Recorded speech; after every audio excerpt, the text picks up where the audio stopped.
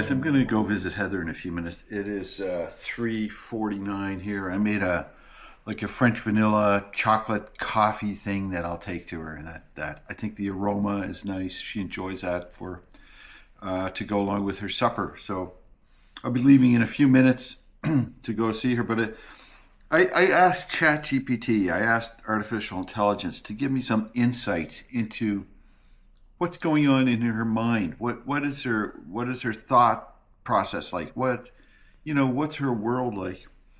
I don't know how accurate it is, but it's pretty much, as I sort of assumed based on some of the comments I made to ChatGPT, some of the observations about how she reacts. It says thoughts and awareness are present in fragments. She's still processing the world with some emotion and memory and sensory input. For example, the smile at a kissing scene in a movie or a laugh at someone else shows that she recognizes and responds to emotional cues, not words.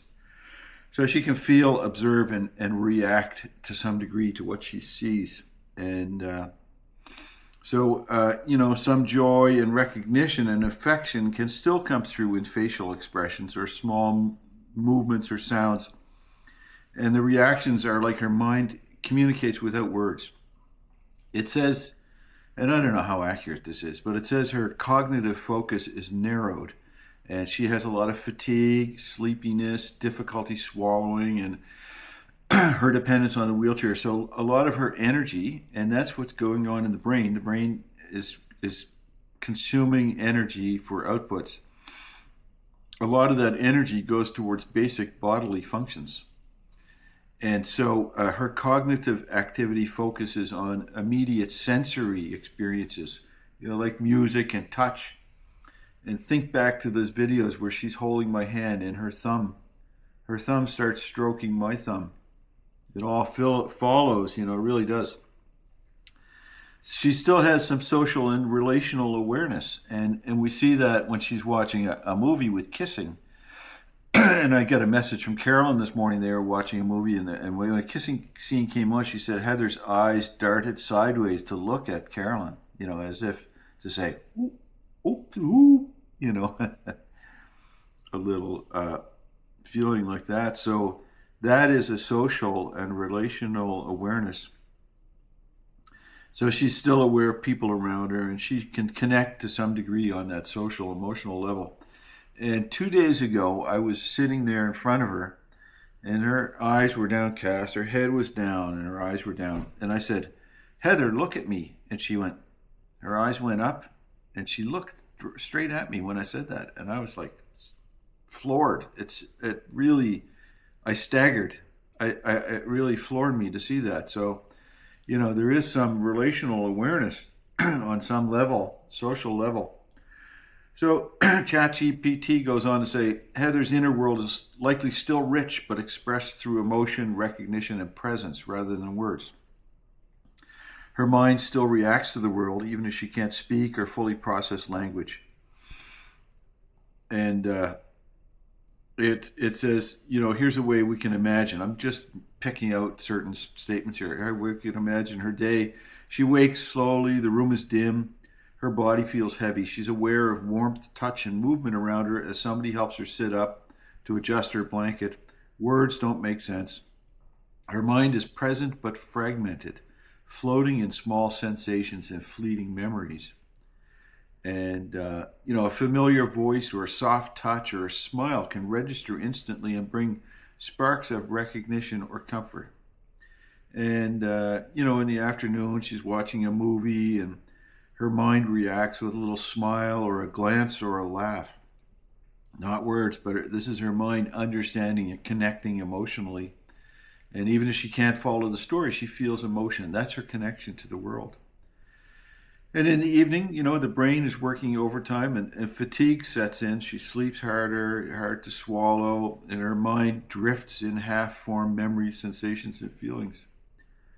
And her mind may still register comfort, recognition, and affection. It says Heather's world is now primarily, oh my God, here I go. It's primarily emotional and sensory. thought is not gone, it's just expressed in ways we don't usually notice, with smiles, laughter, glances, tension, or relaxation. So these are windows into her experience, and it shows she's still in there, aware and capable of connection even without language. I think that's, diminishing by the day sort of thing. So, and then, I asked it to give me a list of ways to interact with Heather and to connect with her. And I'm gratified to see that all of the things that artificial intelligence in ChatGPT has suggested are exactly what we do, certainly exactly what I do when I visit her. I focus on simple things. I focus on touch and, familiar touch. Like, she always loved it when I stroked her temple, the hair on her temple. She loved that. She would get all goofy. I stroke the hair on her temple, I brush her hair. I tickle her arm a little bit. She always loved that. She thought that was just so great. And I speak to her in soft tones and play familiar music. I bring, that French vanilla coffee, which has a nice chocolate aroma. And I focus on that sort of thing. That's our communication these days. So I thought you would find that interesting. And if you have questions about your own person, your own loved one, you can open up ChatGPT and just start talking to it to describe your experience with your loved one, what kind of interaction you have, what their physical symptoms are. Go on at length, talk about their diagnosis and any notes from doctors. And then ask ChatGPT questions. Like, you can ask, what's going on in my loved one's mind? How can I deal with anger outbursts? What's the best way to manage that? Anything like that. AI isn't great for everything, but for this, it's really terrific. It's excellent. So I recommend you do that. So anyways, Penny is barking outside, so I will let her in, and then I will go get Heather. So here's the trick. Penny, turkey. Turkey.